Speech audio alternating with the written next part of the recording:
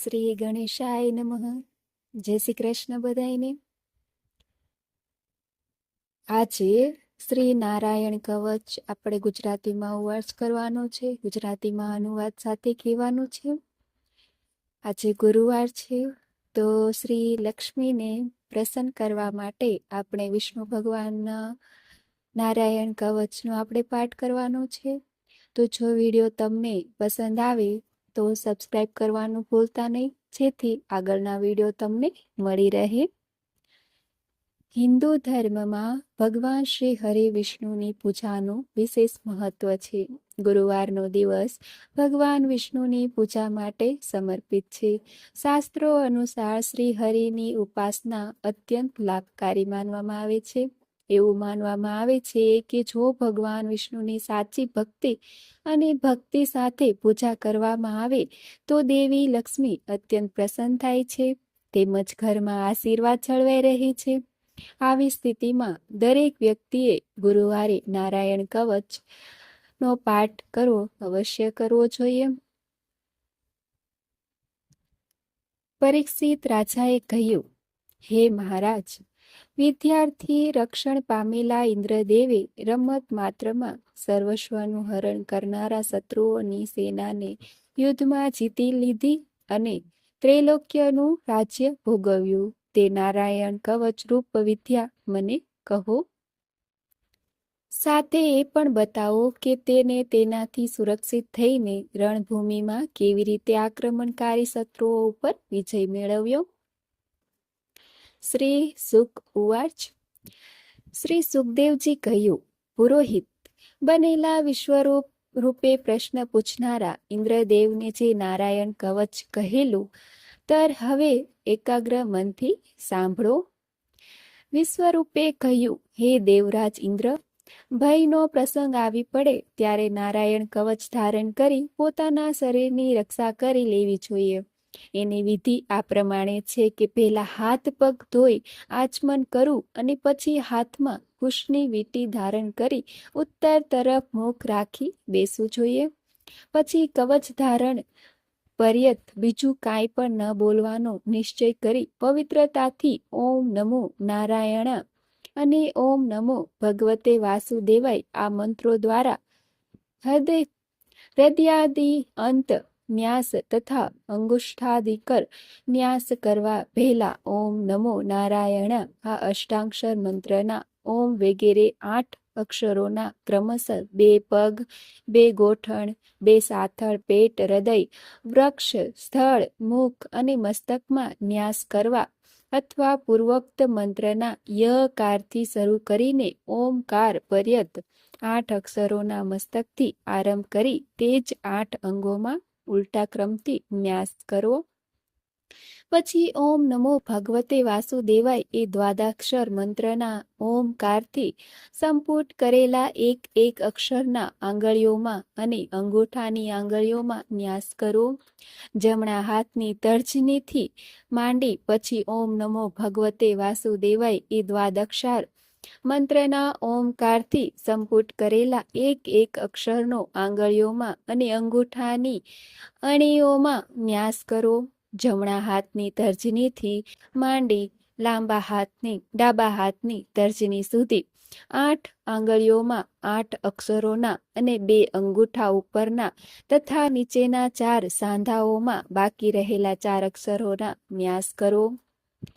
પછી ઓમ વિષ્ણવે નમઃ એ મંત્રનો ઓમકારનો હૃદયમાં, વિકારનો મસ્તકમાં, ક્ષકારનો પ્રકૃતિમાં મધ્યમાં, અણકારનો શિખામાં, વેકારનો બંને નેત્રમાં અને નકારનો સર્વ સાંધાઓમાં ન્યાસ કરવો.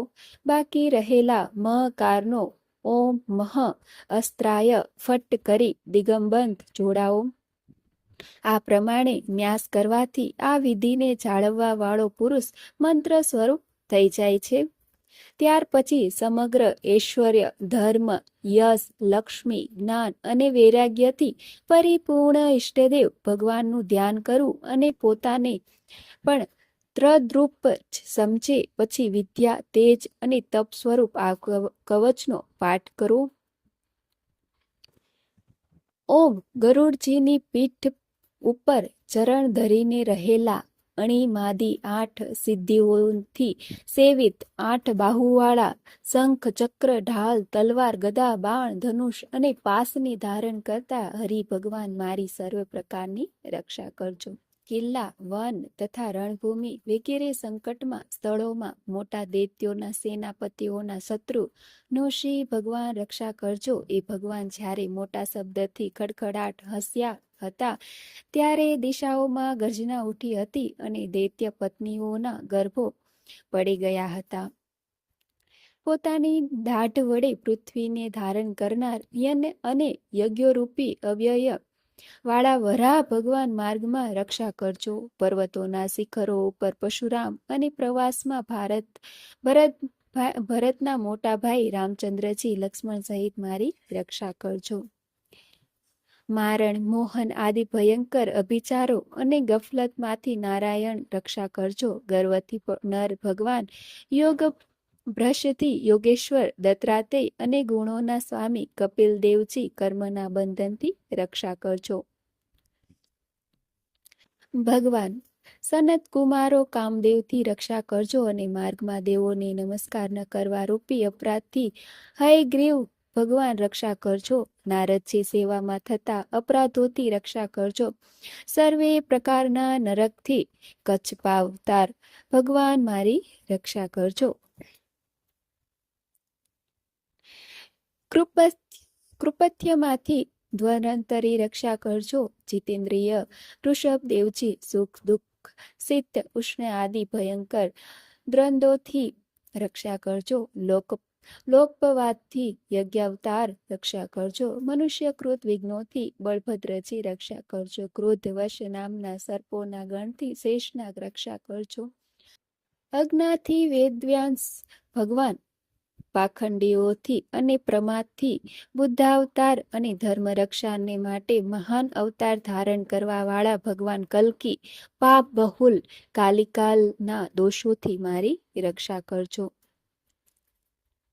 સવારમાં ગદાથી ભગવાન કેશવ, વેણુધારી ગોવિંદ ભગવાન થોડો દિવસ ચઢી આવે ત્યારે બરછીધારી નારાયણ પૂર્વાહન કાળમાં અને ભગવાન વિષ્ણુ ચક્રરાજ સુદર્શન લાય મધ્યાહન કાળમાં રક્ષા કરજો.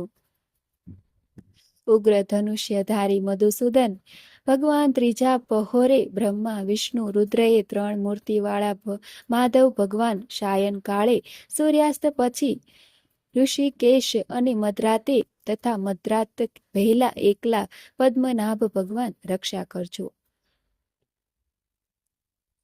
શ્રી વત્સલાછન શ્રી હરિ ભગવાન પાછલી રાતે ખરધારી જનાર્દન ભગવાન ઉષાકાલ વખતે દામોદર ભગવાન સૂર્યોદય પહેલા અને કાળ મૂર્તિ વિશ્વેશ્વર ભગવાન બધી સંધ્યાઓમાં વખતે રક્ષા કરજો. સુદર્શન આપનો આકાર ચક્ર જેવો છે, આપની કિનારીઓ ભાગ સુદર્શન આપનો આકાર ચક્ર જેવો છે, આપની કિનારીઓ ભાગ પ્રલય કાળના અગ્નિ જેવો અત્યંત તીવ્ર છે. આ ભગવાનની પ્રેરણાથી ચો તરફ ઘૂમ્યા કરો છો. જેવી રીતે આગ વાયુની સહાયથી સૂકા ઘાસ ફૂસને બાળી નાખે છે, તેવી જ રીતે આપ અમારી શત્રુ સેનાને ધડધડાટ બાળી નાખો છો. ક્રોમોદિકી ગદા આપમાંથી છૂટતી ચિંગારીઓનો સ્પર્શ વજ્ર જેવો અસહ્ય છે. ભગવાન અજીતની પ્રિયા છો, હું એમનો દાસ છું. તેથી આપ કુષ્માંડ વિનાયક યક્ષ રાક્ષસ ભૂત પ્રેતાદિ ગ્રહોને સડસડાટી કચરી નાખો તથા મારા શત્રુઓને ચૂર્ણ કરી નાખો. શંખ શ્રેષ્ઠ આપ ભગવાન શ્રી કૃષ્ણની ફૂંકથી ભયંકર અવાજ કરી મારા શત્રુઓના દિલ ધ્રુજાડી દો અને યાતુ ધન પ્રમથ પ્રેમ માતૃકા પિશાચ તથા બ્રહ્મ રાક્ષસ વગેરે ભયાનક પ્રાણીઓને અહીંથી ઝટપટ ભગાડી મૂકો. ભગવાનની પ્રિય તલવાર આપની ધાર અત્યંત તીક્ષ્ણ છે. આપ ભગવાનની પ્રેરણાથી મારા શત્રુઓને છિન્ન ભિન્ન કરી દો. ભગવાન વહાલી ઢાલ આપમાં સેકંડો ચંદ્રકાય મંડળ છે. આપ પાપ દ્રષ્ટિવાળા પાપ આત્મા શત્રુઓની આંખ બંધ કરી દો અને એમને સદાયને માટે અંધ બનાવી દો. સૂર્ય વગેરે ગ્રહ, ધૂમકેતુ વગેરે કેતુ, દુષ્ટ મનુષ્યો, સર્પ વગેરે પેટે ચાલનાર જંતુઓ, દાઢવાળા હિંસક પશુ, ભૂત પ્રેત વગેરે તથા પાપી પ્રાણીઓથી અમને જે ભય હોય અને જે અમારા મંગલના વિરોધી હોય તે બધા ભગવાનના નામ, રૂપ અને આયુધના કીર્તન કરવાથી તત્કાળ નાશ પામે. બૃહદરથંતર આદિ સંવેદના સ્ત્રોતોથી જેમની સ્તુતિ કરવામાં આવે છે તે વેદ મૂર્તિ ભગવાન ગરુડ અને વિશ્વક્સેનજી પોતાના નામોચ્ચારણના પ્રભાવથી અમને બધા પ્રકારની વિપત્તિઓથી બચાવે. શ્રી હરિના નામ, રૂપ, વાહન, આયુધ અને શ્રેષ્ઠ પાર્ષદ અમારી બુદ્ધિ, ઇન્દ્રિય, મન અને પ્રાણોને બધા પ્રકારની આપત્તિઓથી ઉગારી લો. સંઘળું જગત ખરી રીતે ભગવાનનું જ સ્વરૂપ છે. સત્યથી અમારી સંઘળા ઉપદ્રવ્ય નાશ પામો. અભેદ દ્રષ્ટિવાળાઓને ભગવાન ભેદ રહિત છે તો પણ એ પોતાની માયાથી ભૂષણ, આયુધ અને રૂપ નામની શક્તિઓથી ધારણ કરે છે એ વાત નિશ્ચિત રૂપથી ખરી છે.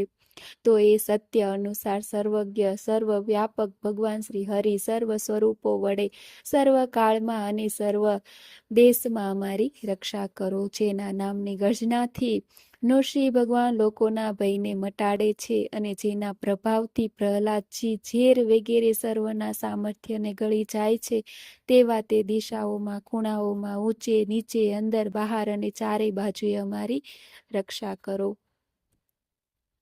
વિશ્વરૂપે કહ્યું, હે ઇન્દ્ર, મેં તને આ નારાયણ કવચ કહ્યું તે પાઠ કરી લે, પછી તું મોટા મોટા દૈત્યને વગર પરિશ્રમે જીતી શકીશ. આ કવચને ધારણ કરનાર પુરુષ જેની પણ સામું જુએ છે, જેનો પગથી સ્પર્શ કરે તે પણ સમસ્ત ભયથી મુક્ત થઈ જાય છે. આ વૈષ્ણવી વિદ્યા ધારણ કરનારા પુરુષને રાજા, ચોર, ગ્રહ કે વાઘ આદિ હિંસક પશુઓથી કદી ભય થતો નથી.